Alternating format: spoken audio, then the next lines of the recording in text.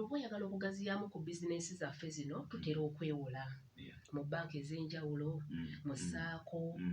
oba ne mu bitongole eby'enjawulo ebiyamba abantu ba wansi okututumuka ate abantu bano abatuwola ssente baagala nnyo bizinesi zino empandiise mu bulambulukufu okudiiringa nazo kubanga omuntu awandiisizza bizinesi era kiraga level of seriousness ku kyakola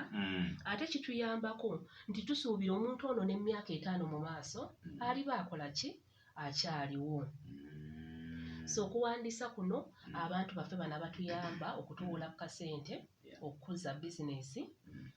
bakwagala nnyo era bakusaba nnyo certificate of registration beekakase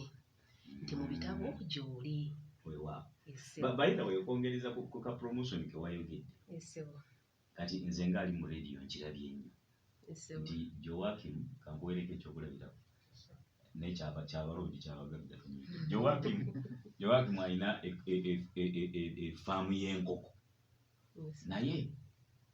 alina Umaru mu kibuga Masaka gwa supplyinga amagi Umaru yatunda amagi ga Joakim okitegedde kati Joakim najja ku radio wano ayagala kulanga nti amagi ga Joakim poultry gasangibwa wa Umaru kusitibwe ndagadaga tulina kale wa mwami w'Umaru wali we tugateeka ne kati batulanga tugateeka wa okuliraana ne musanga nga temulanga bizinesi ndala okutunuulikana ne oba ne mulanga ekizimbe kya landirowe ku kizimbe kya mwami gundi awo ku dduuka lya mwami Umaru nga bizinesi teyina linnya ako nako kakulu teyina identity kyabulabe nnyo bizinesi zaffe zino obutaba na identity kubanga era omuntu ogenda okukeera okutandika okukola eki osuubira nti kijja kukula ate bizinesi eno ekola ki ebeerewo n'abaana baffe bakole ki bagiganyirwemu